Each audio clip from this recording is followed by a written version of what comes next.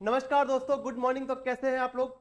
और आज अपन सब यहाँ पे इकट्ठा हुए हैं ये जानने के लिए सर, जिन बच्चों का अभी जैन 26 में सीए फाउंडेशन का एग्जाम क्लियर हुआ है और जो अपने एग्जाम देने वाले हैं जैन 27 में, तो वो अपनी क्लासेस कहाँ से ले, ये नहीं बताऊंगा कहाँ से लेनी चाहिए। ये मैं बताऊंगा कि आपको सर क्या क्या बातें ध्यान रखनी चाहिए अपनी क्लास लेने से पहले, और क्या क्या क्वालिटीज होनी चाहिए, क्या क्या आपको चीजें मिलनी चाहिए आपके क्लास में और आफ्टर द क्लास।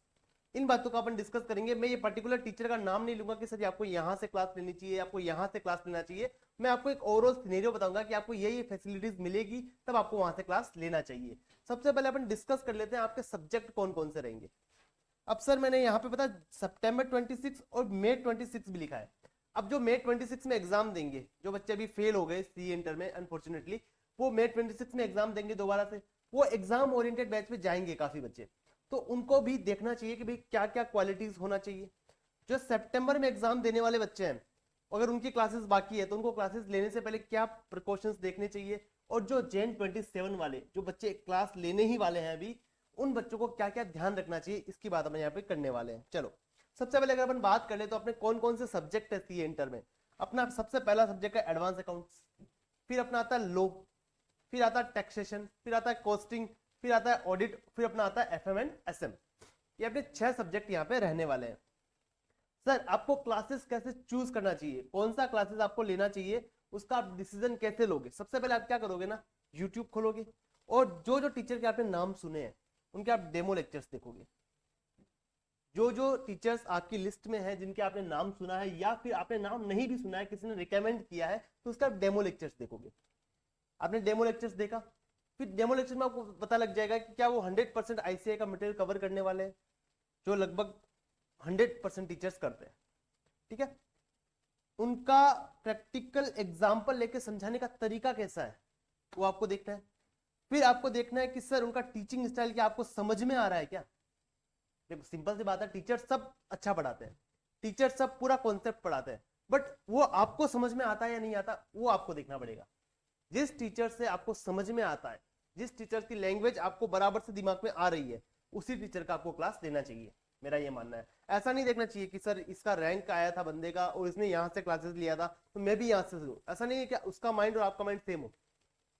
समझा, आपका तेज हो सकता है, आपका कम हो सकता है, या फिर वो जिस टीचर से उसने पढ़ा है, वो टीचर जो समझाता है वो बराबर से समझता होगा, आप नहीं समझते होंगे, आपको अलग लैंग्वेज समझ में आती होगी।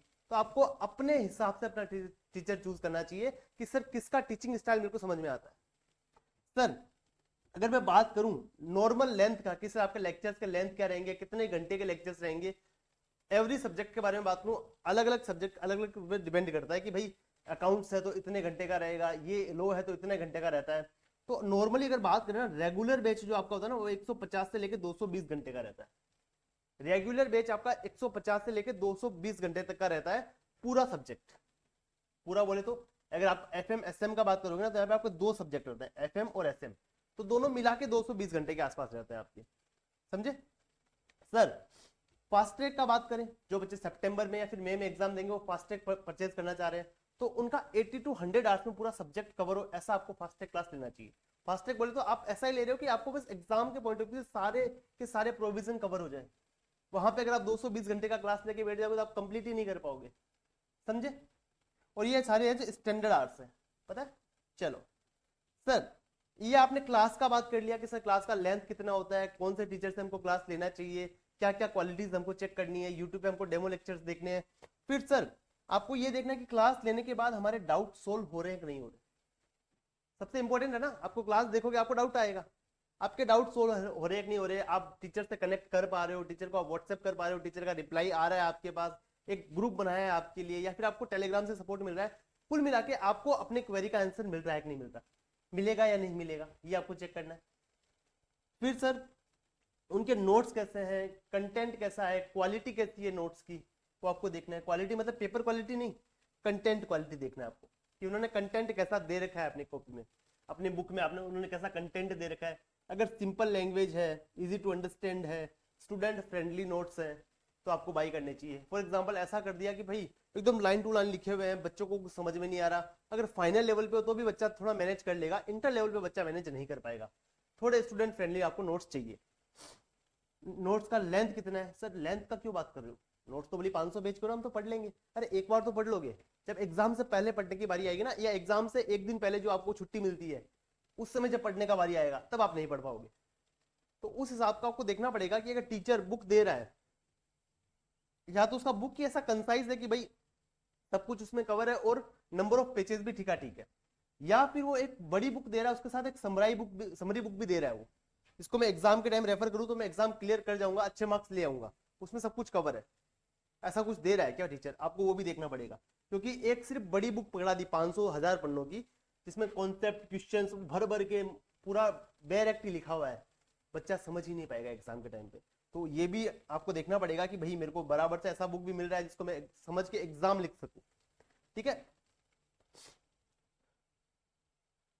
और नोट्स तो आपका पूरा सिलेबस कवर करना ही चाहिए, ऐसा नहीं है कि सर भाई जो इंपॉर्टेंट चैप्टर, जो इंपॉर्टेंट पॉइंट्स है वो छोड़ दिए, या फिर वो कवर कर दिया बाकी सब छोड़ दिया। अगर ऐसा भी किया ना एग्जाम में, अगर आईसीएआई ने कहीं और से टेस्ट कर लिया तो आप वैसे रह जाओगे। तो ये सब बातों का आपको ध्यान रखना चाहिए। और मैं स्पेसिफिकली अगर अपने सब्जेक्ट की बात करूं तो मैं सीए इंटर में टैक्स पढ़ाता हूँ। सर मैं सीए इंटर में टैक्स पढ़ाता हूँ, टैक्स में भी डायरेक्ट टैक्स पढ़ाता हूँ। मेरे डायरेक्ट टैक्स के अगर आपको नोट्स देखने हो तो आपको डिस्क्रिप्शन में उसका लिंक मिल जाएगा। अगर आपको चाहिए, क्या चाहिए सर? हमको डेमो पीडीएफ चाहिए आपके नोट्स का, कि हमको देखने कि आपको नोट्स दिखते कैसे हैं। मेरा चार्ट बुक है, मेरा कॉन्सेप्ट बुक है, मेरा क्वेश्चन बैंक है, आपको देखना है कि सर दिखते कैसे हैं नोट्स। तो आप क्या कर सकते हो ना, इस नंबर पे मेरे को व्हाट्सएप डाल सकते हो। ये मेरा एकदम पर्सनल नंबर है। आपको कोई भी डाउट हो, आपको कोई भी क्वेरी हो, आप मेरे को कॉल करो, मेरे को व्हाट्सएप करो, जो आपकी इच्छा हो आप करो। बट आपको करना पड़ेगा, आपको पढ़ना पड़ेगा बस। ठीक है। तो आपको इन बातों का ध्यान रखना चाहिए अपनी क्लासेस लेने से पहले। बाकी आपको जहां से क्लासेस लेना आप ले सकते हो, उसमें कोई भी प्रॉब्लम नहीं है। बट थोड़ा ये ध्यान रखना है कि आपके डाउट क्लियर हो रहे हो, नोट्स का कंटेंट अच्छा है, ड्यूरेशन बराबर है। ऐसा नहीं है कि भाई 500 घंटे का क्लास है, 300 घंटे का क्लास है तो आप कवर ही नहीं कर पाओगे उतना। तो आपको ड्यूरेशन भी बराबर देख के चलना पड़ेगा, क्योंकि आपको सेल्फ स्टडी के लिए भी टाइम चाहिए होगा। ठीक है। तो इन बातों का आप ध्यान रखोगे अपनी क्लासेस लेने से पहले। और बाकी सब तो आपके ऊपर है कि आप कैसा पढ़ने वाले हो, कैसा एग्जाम में पेपर आपका आने वाला है। बाकी मैं तो आपके साथ ही हूँ। और कभी भी आपको मेरा जरूरत हो, कभी भी मेरे से बात करना हो, तो आप मेरे को इस नंबर पे व्हाट्सअप या कॉल कर सकते हो। चलिए, थैंक यू, बाय बाय।